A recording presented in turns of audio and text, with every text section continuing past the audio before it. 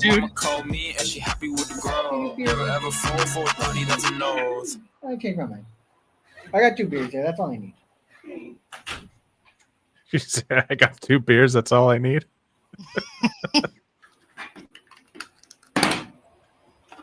Got 2 show beers. Hello. Who's your beer runner right now? Yeah. My girlfriend can give me a fucking beer. I got Dude, 2 hang on. beers for the show. I'm good. Yeah. Because she was gonna This give me isn't- some more, this but I was isn't- like, no, I don't feel like going because we just came back from the beach. Hence, Oh, So- I see you're all so- blinged up. yeah, that's beach bling. If you, that's that's what that is. This is exactly what that is. So You know where you want to wear your big chains is to the beach. I usually wear and a then gold-plated cock. Oh, and you never wear your mind. fish shirts. Oh yeah, you definitely wear a fish shirt. Yeah. Have Just to wear a realized fish that we shirt. were live already. Oh shit. So Dude, I've been excited. here for like 15 minutes, but it took me forever to settle on this photo of Jaja. Forever. Forever. Ever. I could barely Other even photos. see her. I know. It didn't work out well. Oops. That took you 15 minutes. Yeah. And then StreamYard wouldn't let me move the damn frame higher. She was So- spicy back in the day, dude. Yeah. Wait a minute. Did you pick out a picture of Zsa Zsa Gabor when we're talking about Green Acres starring her sister, Eva Gabor? I didn't realize it was Eva Gabor. Shit. I didn't either. Play it cool, man. Play it cool. I think we're gonna talk about it. I think it's something that needs to be talked about. I always thought it was I Zsa know. Zsa Gabor on I know. the show. You know what? Like that's fair. I think we'll get into it. I guess. All right. Especially like doing an Later. image search and seeing them like just look exactly the same. Absolutely. Fucking. Mhm. Have you ever seen their other sister? No. They're like triplets. No way. Anyway. What else, guys? Name's ready to Patty go? Gabor. She's a That's fat it. hawk. Patty and Patty. Green Acres is the place to be. Patty looks like she was supposed to be in Green Acres.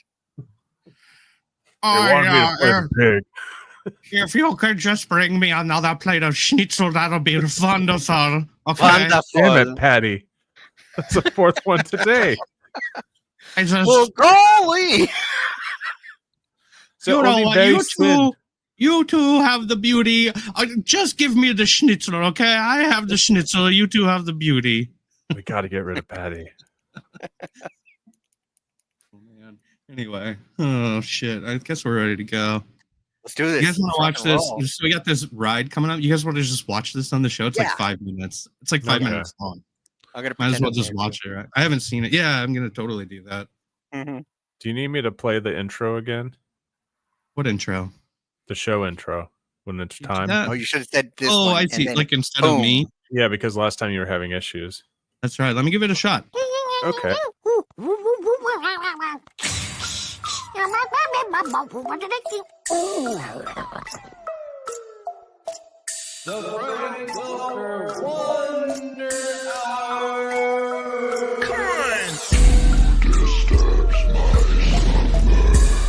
I've been talking to the doc. My name's Frank, sound effects man. Mama? We can never hold him. Space cruiser fuel. I'm ready for departure. I am programmed to play games. Come on! Renegade!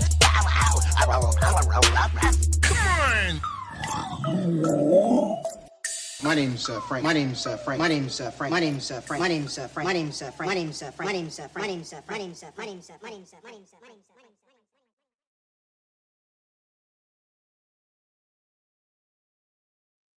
All right, guys, we're back at it. We are going. We are ready for the show, and we are going on a ride this hour. Let me tell you guys, it'll be a ride. Like French quite fry literally.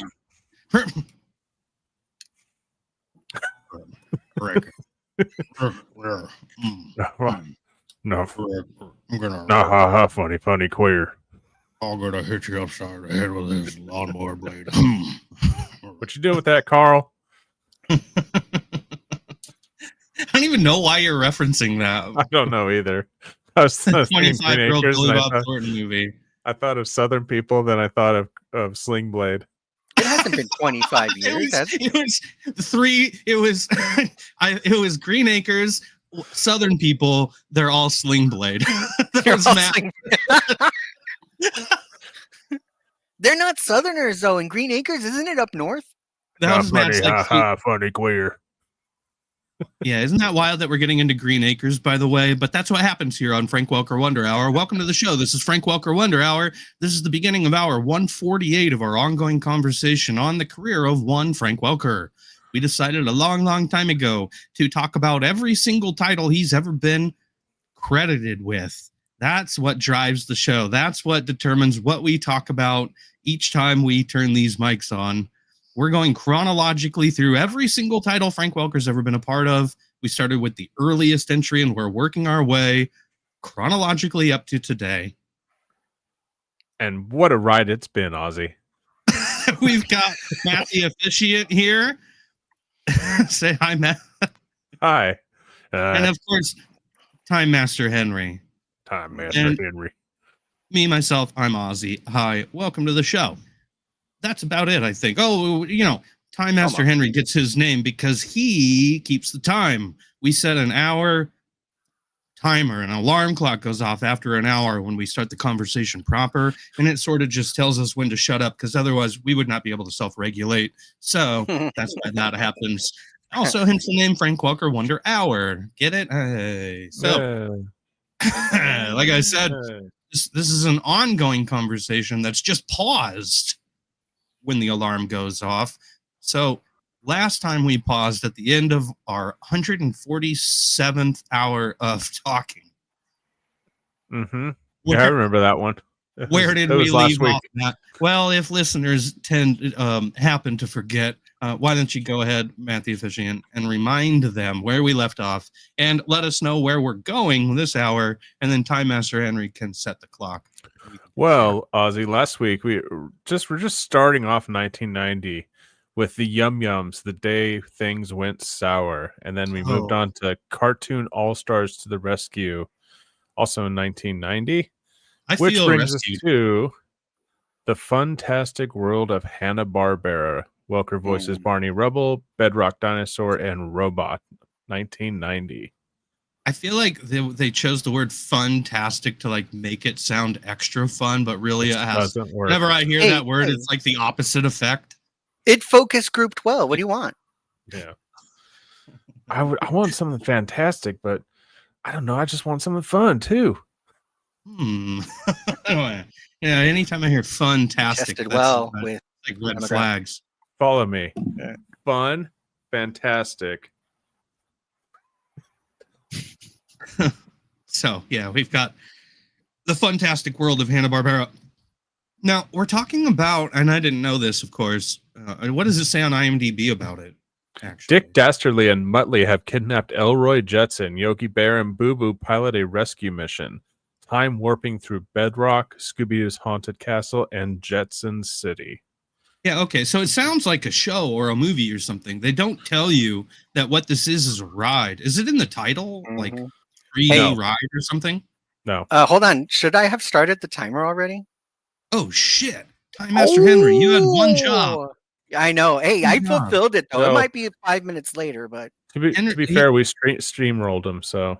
Yeah, and he's also busy Googling pictures of Zsa Zsa Gabor. This is Eva.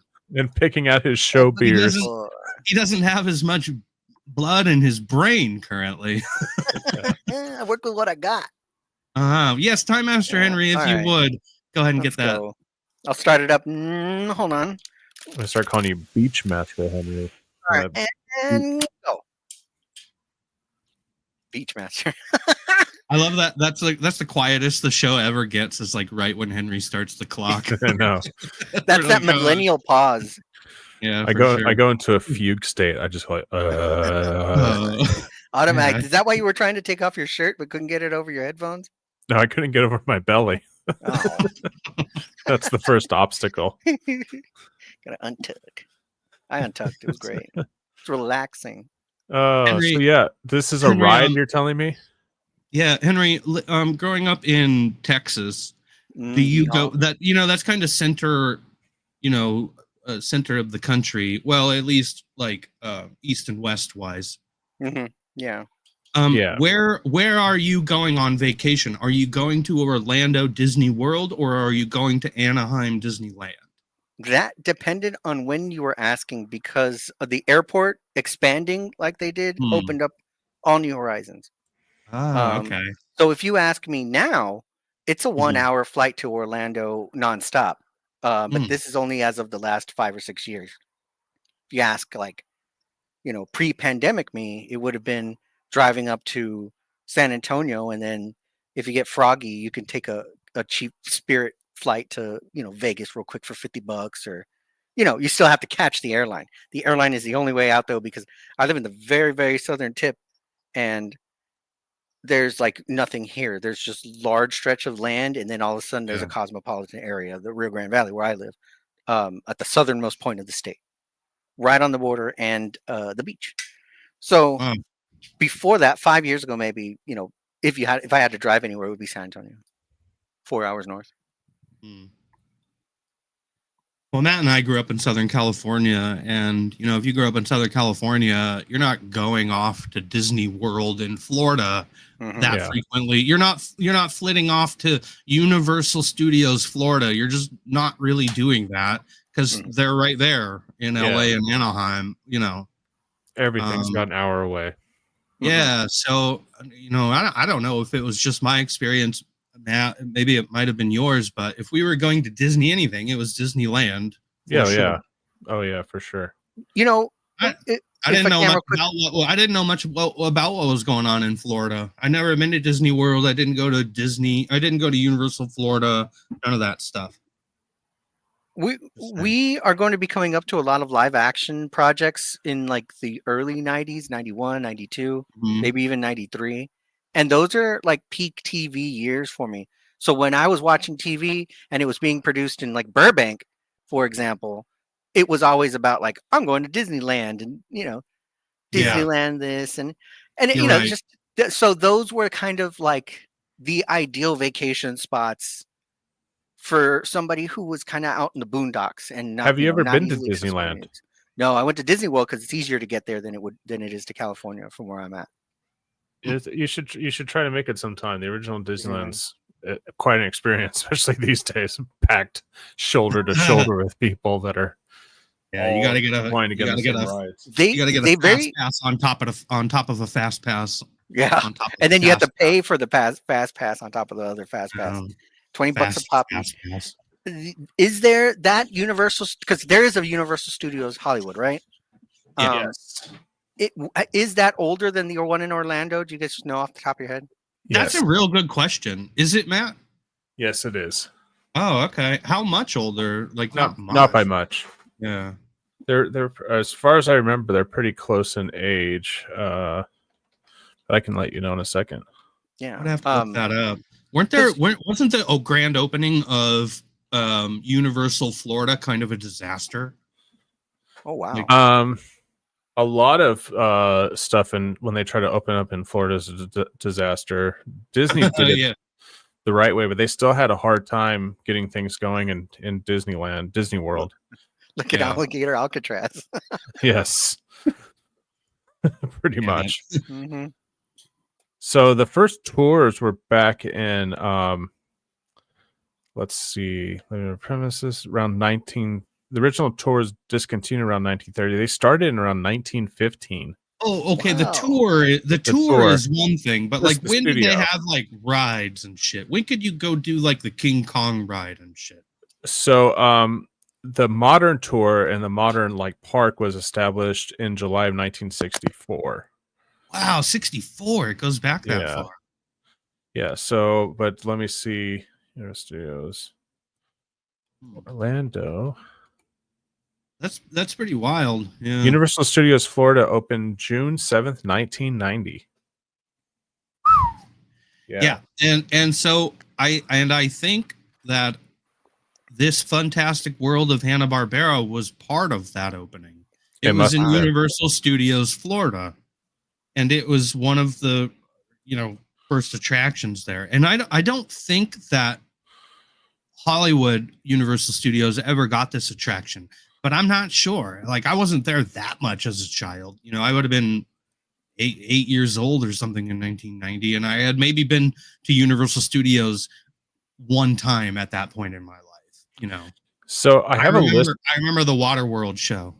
Yeah. I have a list here of What was it? rides.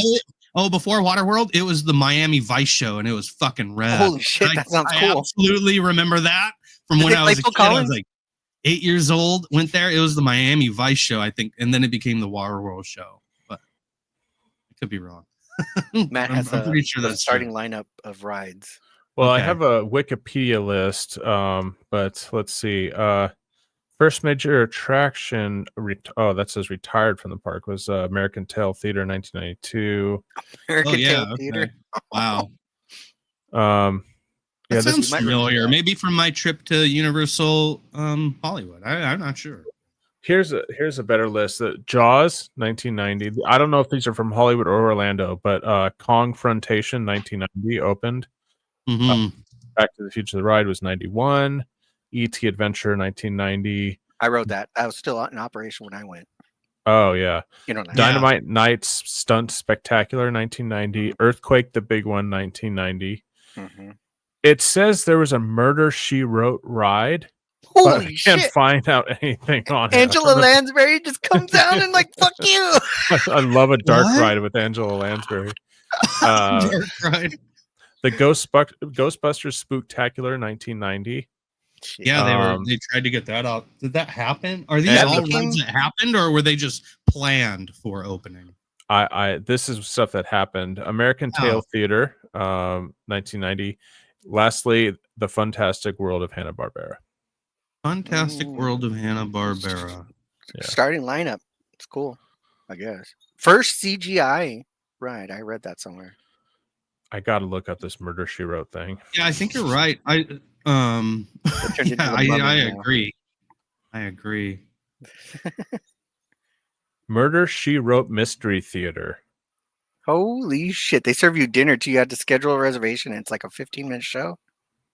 Is that what it is? Yeah. Oh, it's like a dinner theater kind of thing. The Was Murder She Wrote Mystery Theater was similar to a special effects stage show that had popped up in domestic Oh. universe. Guests Okay. served as executive producers for an episode of Murder She Wrote. Witnessing Oh. with most of the stages of post-production, guests would go from room to room, seeing how editing, ADR. So it's like a behind-the-scenes see. fake thing of a that's making fucking of a show. crazy. So I did something like that at Hollywood Universal Studios, but it was for TGN, Star Trek. Oh, yeah. wow. TGN? That's TNG, awesome. I would've loved that. Oh, I'm TNG. sorry. Yeah, TNG. Sorry. And yeah, and they had so you sat down in a big auditorium, and what you're looking Wow. at is basically like the television set stage The for sound the Enterprise stage. control room or whatever. Was Captain's Murder deck. She Wrote that popular? I know TNG was. Oh yeah, it was. It really was. But Murder She Wrote was really? Wow. Oh, Murder, She Wrote Murder was She Wrote was a big show. hugely popular. Yeah. Is it worth checking out?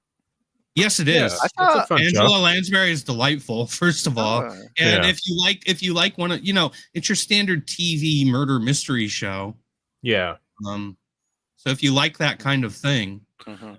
Personally, I'm more of a Columbo guy, but that's just me. Okay. Because I saw it's like- recently pieces of Kolchak.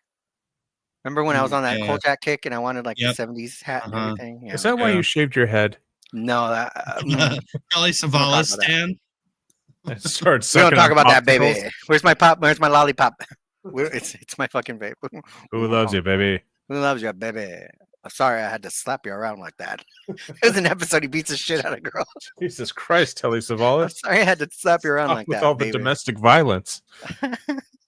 No, he was Oh, yeah. she I was got a this ready to witness. go. didn't want to come forward. Oh. So we beat the shit out of her. Antimatter? CG. What is this? Is this the ride? Man, Which you is spared no actually- expense. Impressive for 1990. I wanted to say that. Spent no expense. Spared no expense. And they got Okay, yeah. Bingo. Dino DNA. Dino DNA. Check extra hard drives. It's got Casey Kasem, Michael Bell. This, Oh, this reminds me of a Hanna-Barbera gonna be pod on? race. The Flintstones wrote. Well, Now that's what I call pod racing. genius. Yahoo! All right, cut everybody. Let's wrap it up. Great job. Let's try a loop. That's a good trick. Perfect, kid. Cut, print, check the gate. Is this like the? This is like the Simpsons ride. It's probably was in the same area that the Simpsons ride is in now. Man, have you ever seen the audition tapes from some of the other kids who were close to playing Anakin Skywalker as a child? Everyone was No. leaps better. There's this one kid who was fucking wonderful, and the fact that they didn't cast him, it's like it really makes me. It really lets like George Lucas lose all credibility in his decision making. Well, And I'm always the one who's got Lucas's back in the fucking prequel trilogy.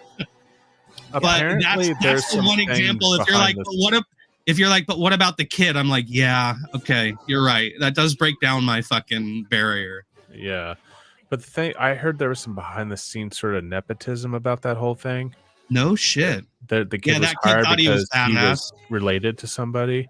But I I really believe am that. talking out of my ass. I do not know for sure. And he's gone schizophrenic now, and he's like Yeah. had a terrible Mhm. life. So Mhm. I feel like I shouldn't talk shit about him, but No, it was I an mean, we're not talking awful shit. performance.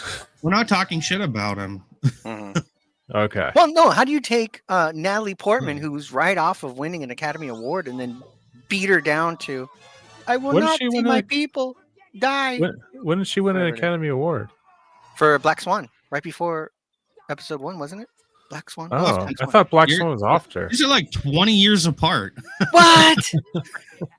Episode 1 was Well, 1999. then what did Portman You son get of an a Academy bitch. Award? Let me see. Black Swan was like 2011 or something. Henry, are you stuck in a time warp again? So Probably. Natalie Portman at the Nimble. time had been in The Professional, Yes. which was a standout role for her, and it had a lot of people talking. Did she Mostly win any pedophiles awards? talking. Oh, god damn it. Yeah. Did she win any awards? I'm not sure. Perhaps she was possibly nominated for an Oscar for Best Supporting for that movie. That is Donald possible. Trump loved it. Oh Yeah. no. Okay. We're gonna get to that too in Green Acres, right? We sure are. So this is just Is what it you an would argument expect out for of- or against? I couldn't get it. We'll get into it. It is kind of tricky, huh? It's like that Yeah. 90s mentality. They didn't know. Yeah, the line they were wasn't in the writing the sand line, yeah. as hard or something. Yeah. What are you guys Anyway. talking about? Something. The next title. Yeah. Oh, We're jumping ahead. yeah, this is really impressive for a ride, though, don't you think? It really is. It looked Oh, great. candy making. And if you Can told come back here. Now you're talking well, my so language. it's so good looking actually that honestly, when I was researching this and I was looking up the video to try to take a look at it, I was Mhm. skimming through all these thumbnails of this, and I was skimming past the thumbnails, thinking to myself, like, well, that can't be it. That doesn't look like it was I made went in through the same thing right 1990. now. Yeah. And sure enough, I was wrong. So that's definitely a testament to how good the animation looks. Was it all done with computers in this? Or was I must- don't probably know. was. That's a good question.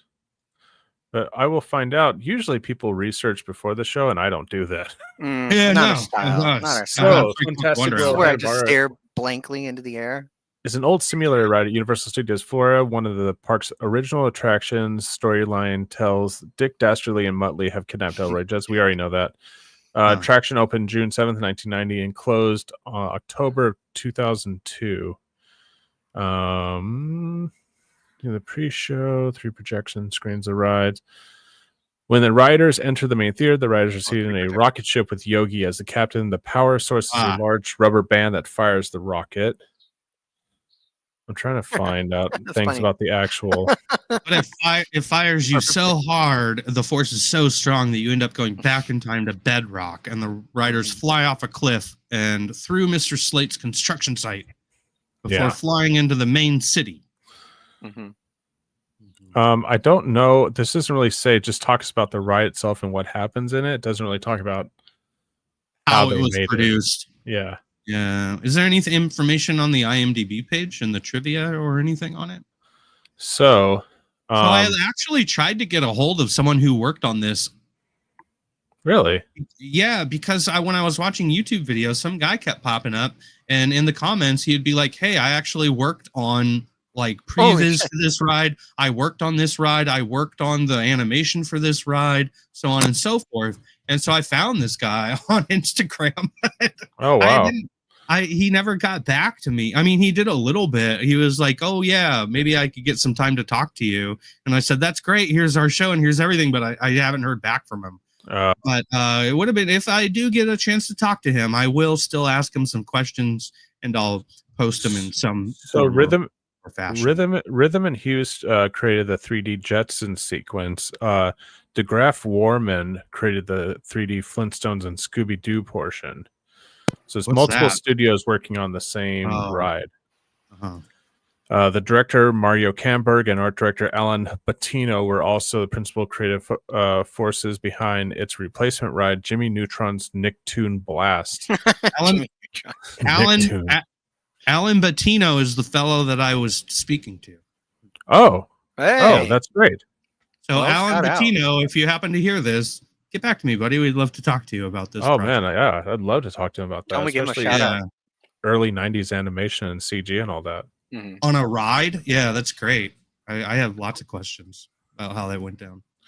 That's Alan fun. Bettino, friend of the show. Definitely, because he was like, "Who is this? And what are you talking about?" And when he found out, he ghosted me. So therefore, friend of the show. Oh, he's got some big titles under his belt. Oh, fuck yeah! That dude has. Wow. No wonder he would stay away. Yeah. To our first show, and I shouldn't have told them who we were. The first 5 minutes, we mentioned sexual assault. We end up in like a Cosby cartoon. Because there's a Cosby cartoon coming up. I snuck ahead. I don't know why people don't want to come on our show. I have no idea. Baseless accusations. Girls who have. I would have loved to go on yes, this. Henry, thank you. Shout out to all those people who are brave enough to join us. You are heroes in our book. It's the first CGI ride ever produced. Okay, no shit. First CGI. Yeah. Oh. That's pretty cool. That would have made me sick. I got sick of the Simpsons ride. You got sick in it? I got sick in the Simpsons ride. Yeah, I got motion sickness. I had to stare at the bottom of the cart that they put you in that's got springs on, or like got servos and shit, whatever. Yeah. That whole thing. I think they were inspired for this ride by what they did with the Back to the Future ride at Universal, because the Back to the Future ride, before that there were things like Captain EO at Disneyland. Yeah. No, I'm sorry, not Captain EO. I'm sorry, Star Tours. Star Tours, okay. and then wait, was Star Tours before Captain EO? Yes, and Star Tours. Well, Captain EO was a 3D movie. Star Tours was a ride. Yeah. So Star Tours was built into a giant spaceship that seated like 30, 40 people or something. Around 30 or 40, yeah. Right? And it's on these big hydraulics and it moves. But for Back to the Future, they sort of made that smaller and more intimate, where it was separate DeLorean cars that you could get into, and they sat about like 6 to 8 people, I think, or something like that each. Was it one big screen and multiple cars? That's right. Okay. I never rode it, so I think that's how the ET ride worked. Also, the ET ride that I was on, totally wrong about that, was a bicycle, and there was a welded on a bar, and you're going along the rail, so you're hanging, and to ease the feeling that you've got nothing underneath you, they put like a bigger pedal that kind of blocks your view of what you're not supposed to see underneath you. Oh, I got you. Is it just 40 people on one bicycle, one long bicycle? They're like, it's like they're like doubles on each side, so it would be 4 for a lane if I remember correctly, and then those are coming backwards. Who knows how many rows? Okay. And that thing was running all day. Yeah. But I guess I should decades have later, gone to more rides. I would like started- to go on more rides like this one. You know, the theater, like the 4D experience. I like those, and I haven't really been on too many actually. Mhm. The Terminator 2 one, of course, is a Oh, that was standout. great. Yeah. And you know what I seem to remember more about these kinds of things is not so much the ride itself, but the queue to get on the ride. It's Oh, yeah. sometimes more memorable for me, like in the instance of Terminator. You're there The longer, though. Terminator, yeah, the queue I remember was so cool because like the person comes out, like the actor comes Yeah. out as a representative, and they They put you in a introduce room. you like you're Uh-huh. on a tour of Cyberdyne, Yeah. and then everything starts going wrong. Like I think that's the most fun part of the whole fucking thing, Yeah. Yeah. you know. And they did a great job with that one. And I really would have liked to experience this one too. But I it's would- not. When was it not operate? When did it go down, or whatever? This one? Yeah. I think How it long did it last? said. Let's see. I don't know. I'll find out. Okay. So what we're looking at here in the shared screen is Oh, a 2002. 2002. Wow. Yeah. Good run. So this is the queue. This is the line queue show that you would have experienced while waiting to board the actual ride. Is what we're watching, and they had So a they whole have, like, thing TVs while you're waiting in with a room. animators. Yeah, and the animations come to life, and they got the TVs, and they're introing you, and It gives you yeah, something you know, to do while you're waiting. yeah, all these stuff can be watched on YouTube. There's even a YouTube channel that recreates these kinds of rides. Oh, And they will digitally put you in the theater at what it would have looked like. It's kind of cool Wow. what they do. You know what I mean? Like, so Yeah. it looks like you're sitting in the theater that you would have been sitting in, so you could see all the what the screens around you would have looked like and what the decorations would have looked like and all that stuff. And I they're had called the same thing going. they're called ride tracks, which is kind of Wow. I need to remember See, this because I'm not gonna yeah. remember. And see, we're looking at here. You know, it looks like you're in the seats. This is what it would look like if you were in the vehicle or something, and what the theater looked like, not just the screen. Which, you know, I think is very important to the overall experience. Yeah. So here we It's go. cool It's someone got- took the time to do this. yeah, it is cool, and they've done it with multiple rides similar to this one. So yeah.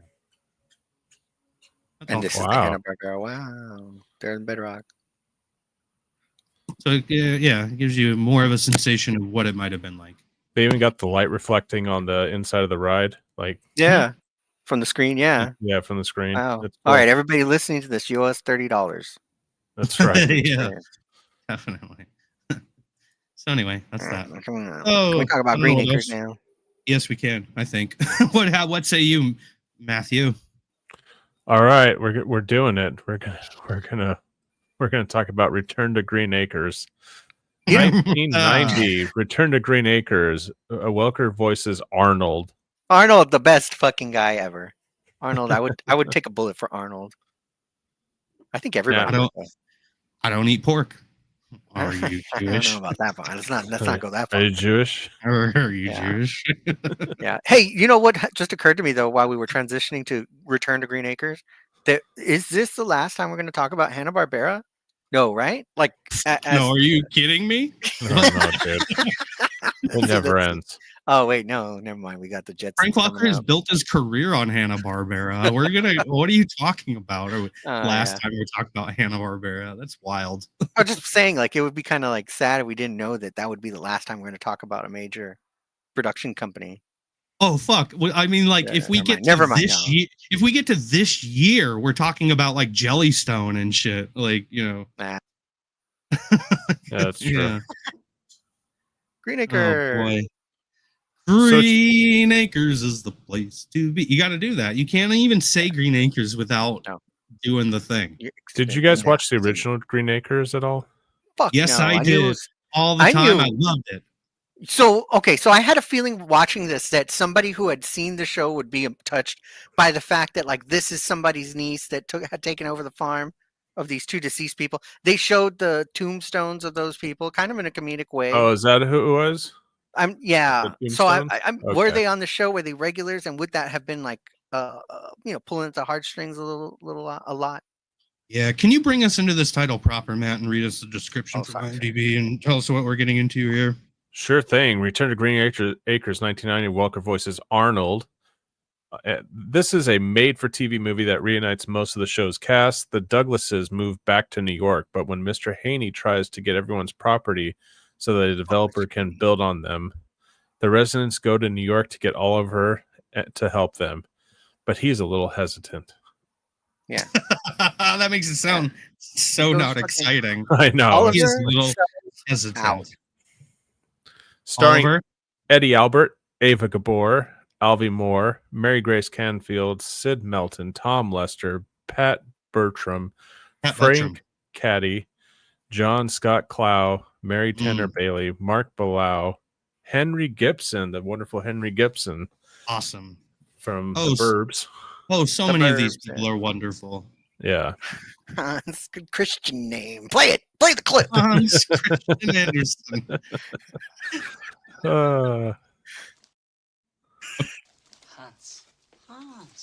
Oh, a fine Christian name.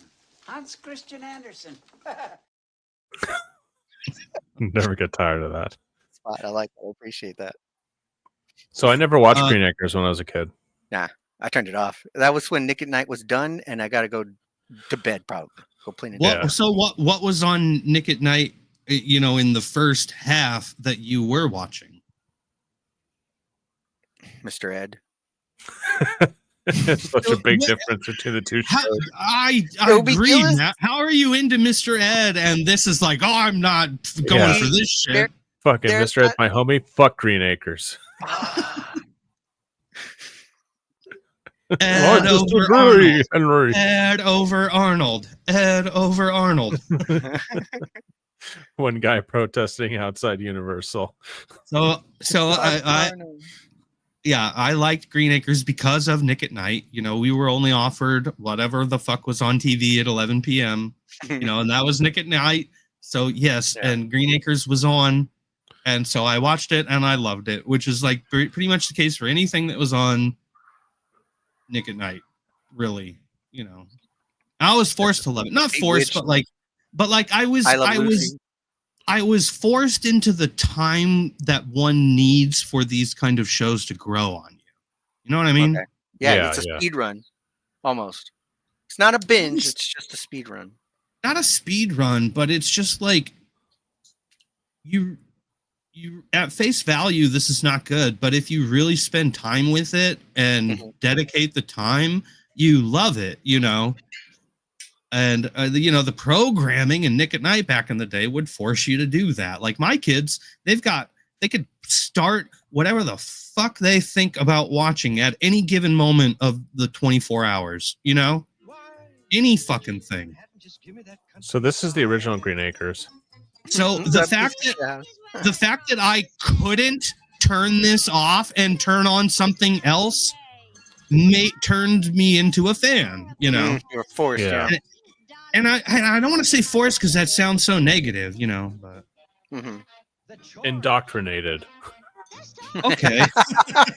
That's better. I was indoctrinated by Nick at Night and Boomer TV for sure. Okay, Boomer TV is definitely Boomer TV. I didn't think of that. So how though, Henry? Oops. Oh, we got rid of Henry. What happened? Oh, Henry. So you hated the show, but you knew that fucking song, right? 8-year-old me hated the show. I knew the song for sure. How does that happen? How does that happen? Just in general, not to you, but like, how does something like that happen? That's wild. That like we all knew that goddamn song. Yeah. Because I think regardless of you watched it or not. No, I think there was a lot of other things happening, like reruns, or not reruns, but at the same time, TNG was in season 4, season 3? No, it was much more later than that. In what, either way, 1990? This is 90. So season 2, I believe, because that aired at the same time as Green Acres for me. Not quite midnight, the right before midnight slot between like 10 p.m. and whatever it was. And just like the music, same thing before this, it would have been like watching the late night and then hearing, remember China Beach and that theme song for China Beach? Or So it had MASH, been too. season 3 to season 4, which was Season a 3. So I'm prime locked in. Star Trek TNG. Yeah. Like That's the best episodes. yeah. TV. Best of both worlds is the cliffhanger there. Yeah, I wasn't watching that, so yeah, I guess I was watching Green Acres on Nick at Night. Oh, who's cool now? Me and Henry are. Yeah. Gotcha. And I'll let you have it this time. And it's fleeting for you guys, so I'll give you this. It did hook me. It was also charming. my parents. Well, my dad is a fan of Green Acres and always was. So there was that as well. Mm-hmm. Not like we would sit down and watch it together, but like I would What's the hear theme about song? it. He would be enthusiastic about it if it was ever brought up. He knew some of the inside jokes, stuff like that. The theme song is also just like part of the lexicon of the U.S. Yeah. You know what other theme song that's part of the lexicon that this same guy wrote? His name is Vic Mizzy, and he wrote a bunch of theme songs for TV, but he also wrote the theme song for the Munsters. Oh. Did he work on I Love Lucy? I don't. There's a big I Love Lucy section here. Maybe. I mean, here's just in the overview of his career, his portfolio. Let's see. I'm seeing the Addams Family. Oh, I'm sorry, not the Munsters, the Addams Family. Oh, not even more iconic.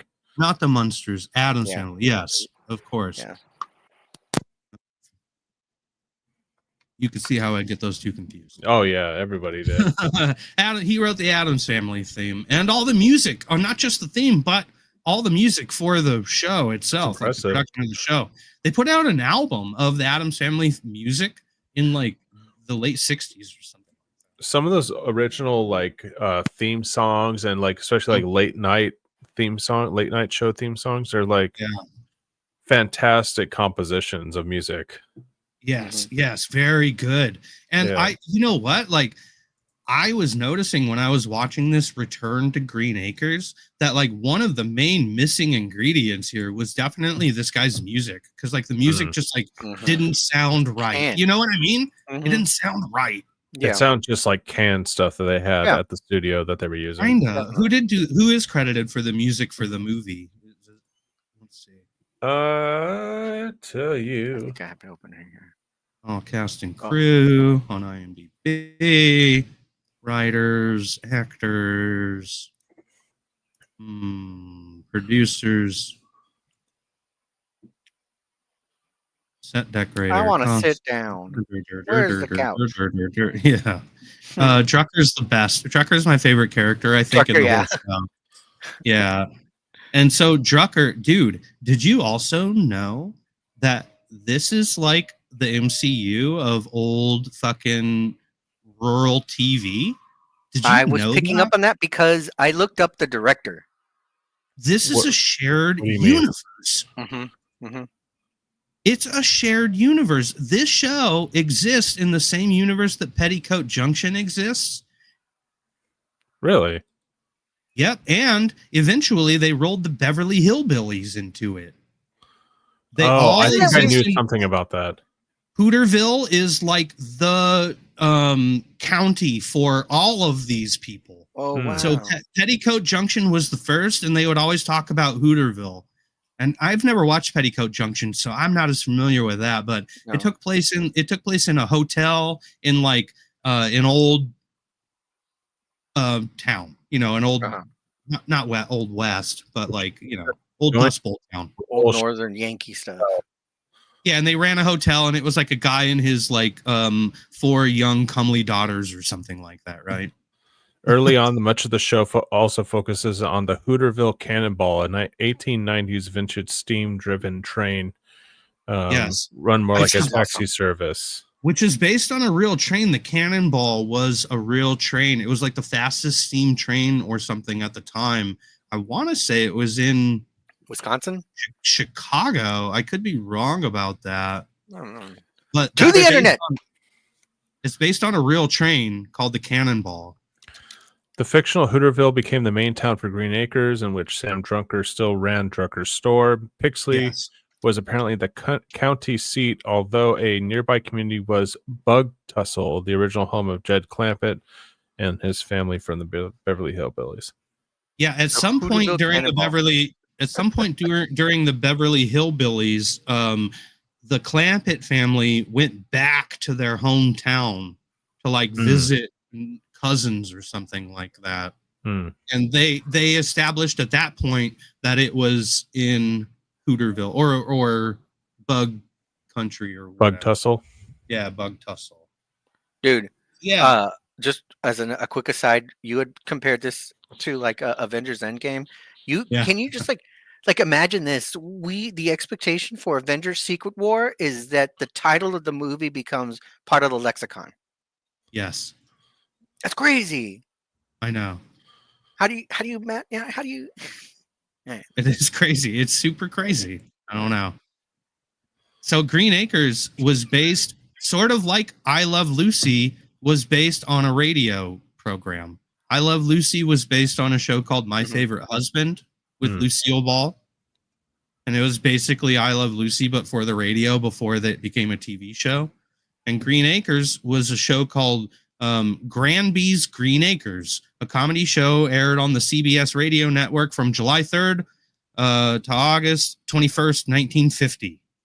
8-episode summer series was created by Jay Summers, who also wrote, produced, and directed. Jay Summers is the fellow who created this show along with Petticoat Junction, and also he worked on The Adventures of Ozzie and Harriet. Oh, wow. Busy guy. That's a sequel series to All in the Family. What is? I don't know. I don't know either. I'm seeing numbers. I don't know either. And even the couple that played the actors that played the couple, the actors that played the couple. No, what are their fucking names? Show Green Acres. What's their names? Which ones? There's a lot of couples there. There was main couples. Oliver Wendell Douglas and Lisa Douglas. The Douglases were played on the radio show by B. Bernadette or something, who worked with Lucille a lot. Well, it looks like her name is Bernadette. You want to say Bernadette, but it's spelled Benaderet. I think it's Benaderet. Benaderet or Benaderet. Good, thank you. We got there. Yeah. and Gail Gordon, Gail Gordon is like the famous guy that was on. He was always on I Love Lucy, and he's got the mustache, and he's been portrayed in cartoons as being like the guy that goes, "Yes." Oh yeah. Okay. That guy, right? He's that original guy. So yeah, they were on the radio as the show. You know who I liked in Return to Green Acres was the con man guy that's always like, "Well, I got something to sell you, Mr. Douglas." Oh, yeah, the swindler, yeah. So that's Pat Buttram, and he is famous. He is famous. Voice. He's done a lot of voiceover work as well. You know, he was in Robin Hood, right? Was in Roger Rabbit. Roger Rabbit, yeah. Robin Hood, Prince of Thieves. Yes, he voiced the man who will. Oh, that's not. Never mind. Wrong thing. It's wrong movie, but okay. Wrong movie. He's got that little part in Back to the Future 3 when he first shows up to the bar. He's just all over the fucking place. He's been around for forever. He did a ton of Gene Autry stuff. Oh, is he the one that says? What does it he say looked about like the you engine? took them off a dead Chinese. Yeah. Yeah. You can't mistake that. You can't mistake that voice. Like, you know. Look at them moccasins. A deal for you. Oh.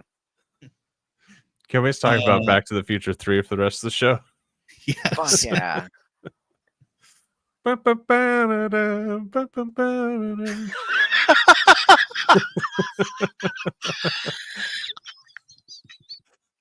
Oh I shit! got I haven't had to Henry. think of that song in a while. No. Oh fuck. So yeah, Anyway. Pat Buttram as what's his name in the show? Mr. Haney. If my dad was here, he'd be so Pat upset with me for Buttram. not Yeah, knowing Mr. Haney. Yeah, Mr. Haney. Yeah, Haney. Yeah. Yeah, so Mr. Haney, I was actually surprised when I was watching this Return to Green Acres at like how evil he actually was. Yeah. I He's remember super Mr. evil. Haney. He's super evil in this, but I don't remember that exactly from the show. I mean, he used to definitely like swindle people out of like selling them a bad car or something. Yeah. But Yeah. He would, trying like, to ruin take their lives. over, trying to take over a whole town and run everybody out of town, he like did. that seems evil and low even for Haney.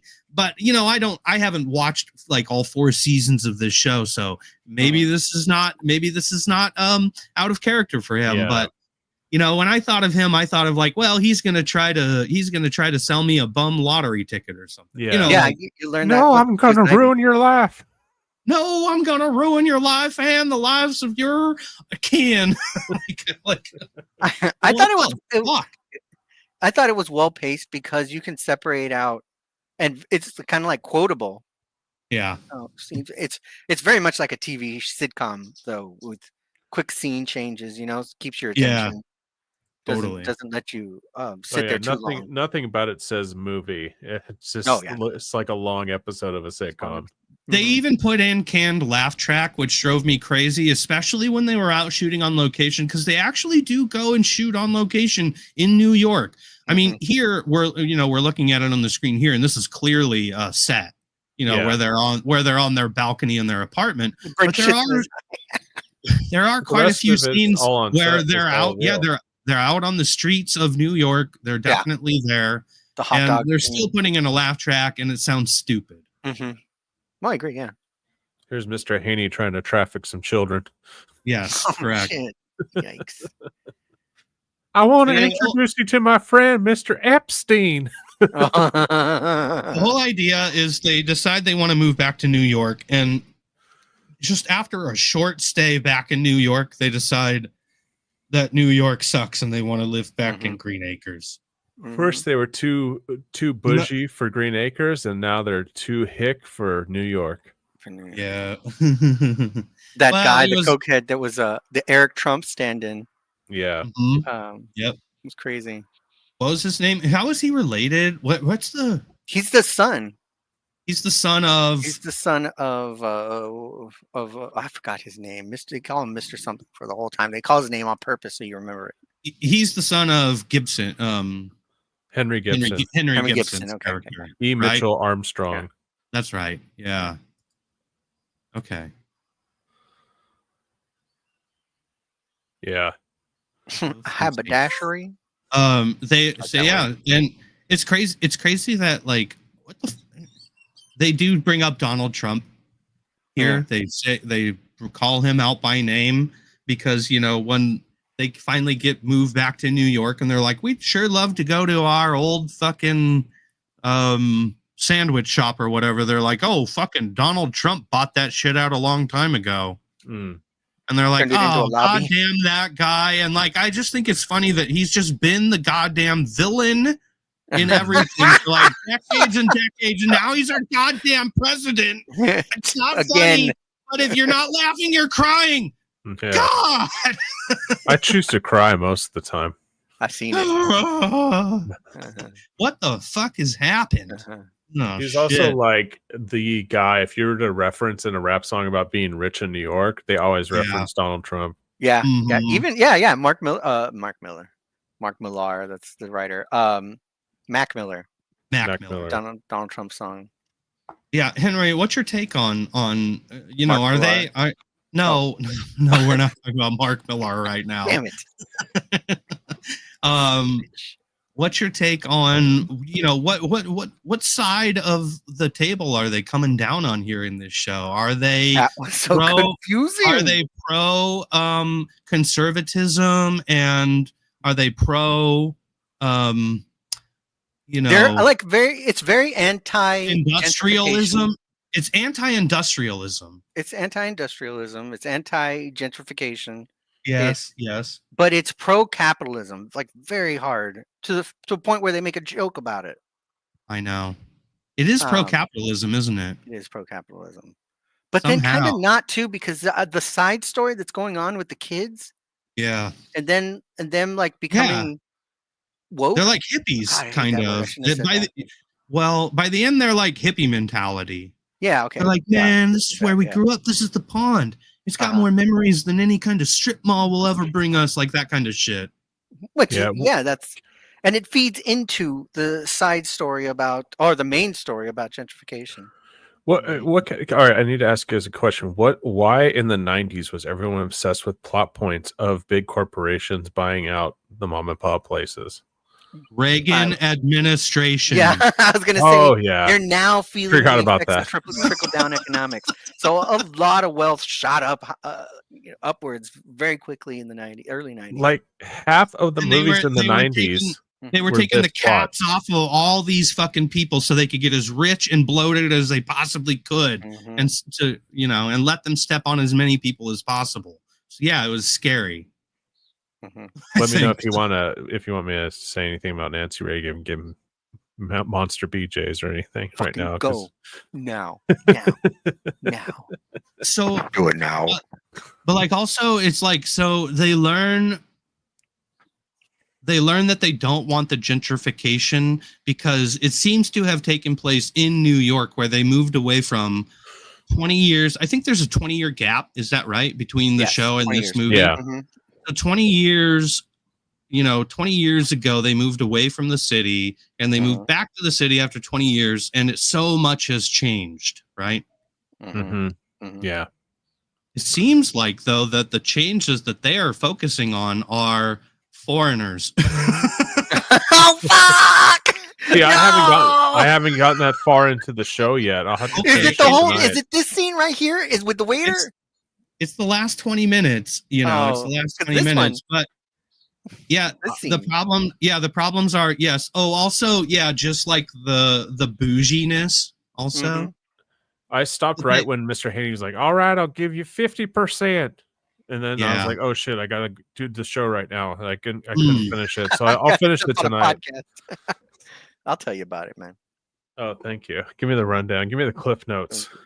But it's just hard to know exactly. Like, I think they just they're turned off by how bougie the rich have gotten and how dirty the dirt has gotten also on the other hand.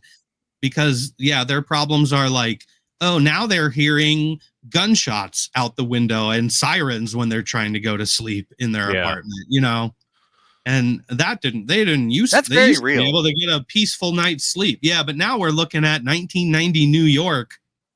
Yeah. I thought things were pretty good in New York by 1990. When did Giuliani do the whole sweep of I think that was mid to late 90s, wasn't it? I think that was into the 90s. That was like a 94. Okay. So that was into Seinfeld. Yeah. That hasn't quite happened yet. Yeah. Right before because he makes a Seinfeld appearance, and I think that's a good marker. Yeah. This movie comments a lot on how trashy New York has gotten.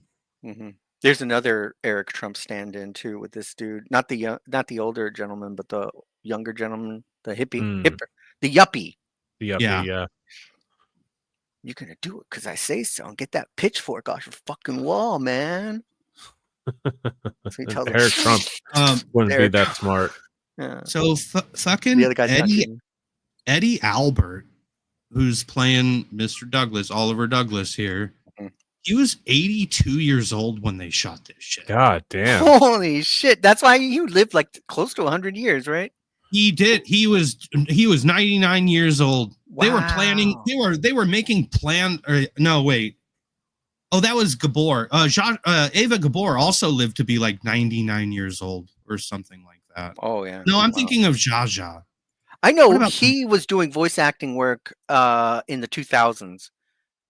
Really? Yeah, there's a Spider-Man series, not the big one in the Fox series. The next one after that was kind of nobody watched, nobody gave a shit about. Oh, he plays the Vulture in that series. Oh shit, he would. Yeah, that's great. Yeah, he's got a great voice. Perfect. So yeah, and during his career as an actor, he was very much an activist. He was championing the environment, like when no one was talking about it. He was key in things like setting up Earth Day. Wow. Oh, Hey, good wow. for him. That's great. Yeah, Wow. he participated in the creation of Earth Day and spoke at one of its events, like in that year that it was created in 1970. Awesome. Okay. He was a trustee of the National Recreation and Park Association. Yeah, a TV guide once called him an ecological Paul Revere. Wow. And so therefore, Hollywood in the McCarthy era blacklisted him. Oh, of course they did. Yeah. Mhm. Yep, and they gave him and his wife at the time, who was Hispanic, I think. Wait, hang on one second. Let me find his wife. What's her name? I will say a quote that's the first quote attributed to him on IMDb is, "I don't really care how I am remembered as long as I bring happiness and joy to people." He was a How fucking rock cool, star. cool is that? Yeah. Yeah. What's what's the most important thing in the world? It's love, and I look at that as an energy, not a sentiment. Yeah, I really want to learn more about Eddie Albert and his life. He seems like such a fucking cool guy. Yeah. Yeah, Oh, and wow, so yeah. and His so wife, his wife Margot. Yes, that's right. She was a Mexican actress, and she got blacklisted even harder because course. she didn't have like quite the clout at the time, you know. Wow. And so yeah, they got taken down they were both published in red channels, anti-communist pamphlets and stuff like that. So yeah, and that, you know. Yeah, for what would be now Fox News. Newsmax. It was all about feeding hungry people and helping the planet. So yeah, fucking blacklist that guy. It does look like he managed to keep busy, even though he was blacklisted on little things. Like every single year, he was in something. Yeah, it says that he was still able to. It was hard, but he still was getting work. His wife totally stopped getting work. Yeah, it's like little bit parts on different TV shows and you know, Rawhide, The Outer Limits, Burke's Law, The Man from U.N.C.L.E., Beverly Hillbillies. Yeah, so he stayed busy. TV stuff. Yeah. Motherfucker was born in 1906. What a rock star, dude. Yeah. And he was doing this at 82. Man, there are some very like physical comedy moments in this that he pulls off at fucking 82 years old, you know. Yeah, well, he at least did some of the stunt at the beginning when he falls through the floor. Like at the beginning, he drops down. I mean, obviously, it's a stunt person after that. But even him rolling around on the floor like that, I mean, I would twist a fucking. I'm not his age there. Yeah, he put his leg through a floor, you know, at some point. That's what I noticed when watching the original Green Acres. I'm like, man, this fucker's already old, and that's the original Green Acres. I know he looks like an old man then. So if you watch the very first episode of the first season of Green Acres, that him falling into the cellar is a throwback to that episode. Oh, okay. That's a gag from the very first episode. And I don't know if I had ever caught the pilot episode on Nick at Night, but I was surprised to find out that it was shot and produced in like a mockumentary style. Really? Yeah, there's like a narrator like talking to you the whole time, like this is Mr. Wendell, you know. He's a lawyer, and like it's kind of like that through the whole thing. It's like he's got an idea. It's sort of it's presented in a mockumentary style, which I guess they dropped after this first one because I don't remember that being part of the show at all. Like very Disney TV. There it is. Yes. Yeah. Mm-hmm. And after fighting very Disney documentary for TV at the time. He enjoys walking out on his terrace.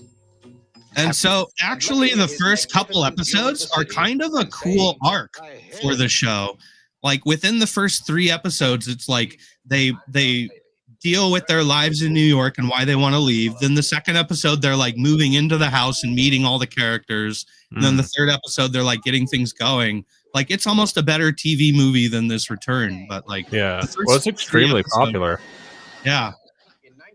So it actually, it got canceled in its popularity after season 4. Yeah. Why? Do you know why? Well, yes, I do. And it's called the Rural Purge. We've talked about this before, but networks were getting tired. Yep. When we've covered things like the Biscuits and Dukes. and yeah, stuff like that. And Cannonball Run. We kind of talked about it, I think, a little bit then. But there was a rural purge where they decided that general audiences were getting tired of the rural setting shows like Beverly Hillbillies, Green Acres, Petticoat Junction. The list goes on. Did they have any like research to cite this, or is just their own decision? And they might have. I don't know exactly. It focused well. Yeah. 6 years Green Acres ran. And at the end of its 6-year run, as part of the 1971 CBS Rural Purge, it was canceled as well. Oh, wow. And they just dropped it because they just didn't want someone. Pat Buchanan, I think. What an asshole. Fucking Pat Buchanan. Fuck you, Pat Buchanan. I had forgotten Pat Buchanan and how much I fucking hated that guy. Pat Buttram. Pat Buttram is quoted as saying around that time, commenting on the Rural Purge, that CBS was canceling anything that had a tree in it. Ozzy, can you do it in his voice, please? Thank you. Please and thank you. CBS is canceling anything that had a tree in it. Fuck perfect. Yeah. Thank you. It's great. So nice. I don't remember us talking about the Rural Purge at all. Oh, yeah. Okay. Well, you pay attention maybe 50% of the time. Huh? God! So Eddie Albert is great. Ava Gabor is wonderful. Is she not fucking wonderful? Oh, she's super charming. Mm-hmm. She's so adorable. I wish Lisa was my wife, even though she can't cook at all. Lisa can't paint either. That's kind of like my actual life, actually. Ozzy. Hey, she'll be the first one to tell you. What is it? The sponge cake that she makes or something? Or am I thinking of Beverly pineapple upside down cake? Oh yeah, nobody wanted to try it for the goodbye they party. Know how awful it is. Yeah. Am I thinking of the sponge cake that was made out of like an actual big sponge? Is that Jed on Beverly Hillbillies? I don't know. I never watched either of these shows until I now. watched all of them. Yeah. You gotta Green Acres is wonderful. You got to get into Green Acres. So Arnold. It seems like Frank Welker's go as Arnold. I was expecting to get some kind of like talking pig. Were you guys? Yeah, me too. You weren't, Henry? Were you seem like a talking pig type show? And then when he finally does at the end of the movie, it felt really out of place. It did, and he kind of talks a little. Kind of, yeah. It's like, what is he? He doesn't even say anything like, "Oh," or "Let's go, guys," or something like that. I don't know. Something like that. It's a send off from New York, yeah. But I sure thought that Arnold in the show spoke, and I guess I'm totally wrong. I don't know what I was thinking of. Maybe they needed it. Pig. I don't know. Yeah. I'm trying to find the scene with the talking pig. It's at the very, very end. If you go to the very, very end, you'll find a lot of Arnold. Okay. This plot the plot of Return to Green Acres doesn't have much to do with Arnold the pig. It's not like Arnold centric at all. No, he's the Urkel of the show. Yeah, and not even that big of a, not even that involved, right? Yeah. What would be another comparison then? I feel like there's a really good one out there. Yeah. Where he steals every scene that he's in, but he's like Roger from American Dad. It fell to the floor. It's just really good timing, There we go. There's Arnold. Oliver. Arnold says, "Welcome home." You see, there it is. That's pretty bad, yeah. Okay. Badass. That's fun. Do you think they hoped that they were going to make a spin-off out of this movie that took place, with the younger...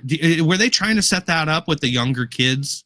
I don't know. I don't think so. It doesn't feel like it was an open chapter. It kind of feels like an ending. Yeah, they kind of close it up. Like They close get it up, married. yeah. The couple gets married. Even if you Eb has his baby or whatever, or Jeb. What's his the name? triplets, it turns out to be triplets. Yeah, Or some something bullshit like that. I don't know. But even if you go into the cast of crew, they're all on their last legs too. Yeah. Yeah. Uh-huh. So something, like that's why I don't think that it was plotted. There was no torch handoff. They could have maybe. Studios were addicted to nostalgic TV movies in the 90s. That's all it is. Yeah, they sure were. A lot of those things. Well, that's how we got. How many did we get? How many boomer shows made it to the big screen in the 90s? Like so many, right? Into the 2000s. Into the 2000s, it was happening with like Will Ferrell and Bewitched. Yeah, Bewitched. Yeah, they made a Beverly Hillbillies movie. Beverly Hillbillies, yeah. Yep. Sequels too. Addams Family, of course. Wasn't like D.L. Hewley in like the Honeymooners or something like that? Like, oh, that sounds like a fever dream. What the fuck? No, that was definitely a thing. Wow. Or Cedric the Entertainer. Okay. In Honeymooners movie. Like they made all of the shit. And they tried to make this one actually. They had plans. They were sure trying. They sure were. Yeah. It had, there were even names attached at one point. Oh, wait, how much of that was right page a dartboard? How much was a dartboard and how much was like a choice because I Love Lucy was so popular they had to have those last movies with her in the late 80s or whenever it was. Right. You know what's strange? Mary Grace Canfield played Ralph Monroe, one of the handyman. The team, the two Isn't that people strange? in the same overalls. Who is that? Like the littler handyman is a woman, but she's as a man in the show. Mary Grace, yeah. She's playing a man? Ralph Monroe. Ralph, it's not just a nickname. I think it's a nickname. Like she's just supposed to be a Tom girl. Yeah. She was from the show really? too. She was in the show as well. Yeah. I thought that she's supposed to be playing a man. That's just the way that she looks in the show, though. She's really tomboyish. Yeah. Yeah. Right. That's how she looks in the show for sure. Sorry, I didn't mean to. On the IMDb page, she looks like nun, bitch nun. Yeah, she looks like she runs a convent. A convent, yeah. Not like Covenant. I don't know what's the those stupid ass movies with the nun. That's what it was. It was just the nun. Sister Act. The Conjuring movies. The Conjuring, yeah. It's not like that. The Conjuring movies. Will be. How much time do we have left, Henry? Good question. Ava Gabor. 5 seconds. What? I had a feeling. I felt it in my bones. My gosh. There it is. That's cool.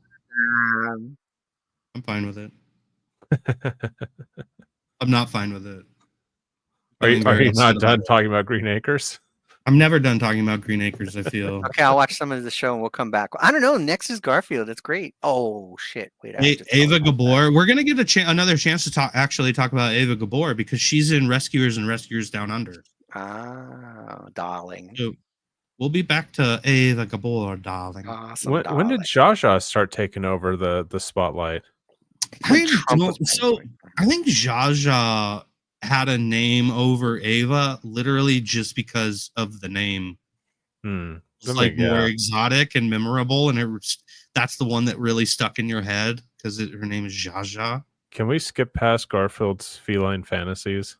Why? But like if you look through Zsa Zsa Gabor's body of work, like there, and I tell you like what she's known for, you're like, oh yeah, I've never seen that. But I guess, yeah. Oh, Lorenzo she was mostly a model, socialite model. Yeah. Yeah. She sold magazine ads. They had another sister named Magda Gabor. Magda. She was a schnitzel sister. She first place in the shot put. She was in the Olympics. Yes. It's part of the East German Olympics team. East German Olympic. I got this new fertilizer from East Germany called Very Gorbagro. strong shoulders. Gorbagro. Gorbagro. I fucking cracked up. Yeah, that was a fucking timely joke in the movie, wasn't it? Yeah. It definitely dated it. Yeah. All the Chinese and Russian stuff we were buying in the Yeah. 80s really got us scared. Oh boy. Oh yeah. That's fun. Return to Green Acres. I never seen it before. I'm glad I watched it. I feel like That bitch this is I feel like this, yeah, you did a little bit, but you know. That's good. It's just another hour of Frank Welker Wonder Hour. All he did was like oink 3 times and then say welcome back and pig.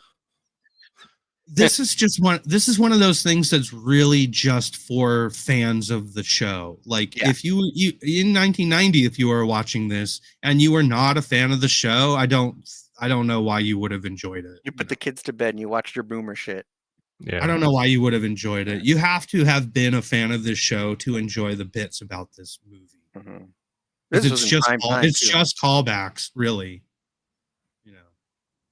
Yeah. And it's just inside jokes that have been built in the show for 6 seasons or whatever. So. Wow. Put this on, you forget about the first Iraq War. You just relax. What was it? What do we have? Forget about Iran Contra. Shock and awe. Oh, let's forget about Fantastic Worlds and forget about Green Acres and look I'm forward so glad to, we don't have to worry about Iran anymore. Look forward to next hour, Matt. What do we have coming up? If you could let us know. Coming up next hour, we have Garfield's Feline Fantasies. Voices Fat Guy and Ramit. And then wait a minute. Is that the actual character? Is Fat Guy? Fat Guy, yes. That's how it's listed. Fat Guy. They're not even trying now. They're not even trying. I know. I take offense at that. Yeah. And then coming up right after, we got a heavy hitter, Gremlins 2, the new batch. Will be boy, buckle up. Holy shit. Months. 18 weeks on that. Guaranteed. Yeah, 16 to 18 Hike weeks. up your panties nice and tight, guys. The So we get a long walk. The story of what happens to the props alone. Get a long walk. We'll cover the parallels between Klemp and Trump. Ooh, Clamp Industries. Ooh.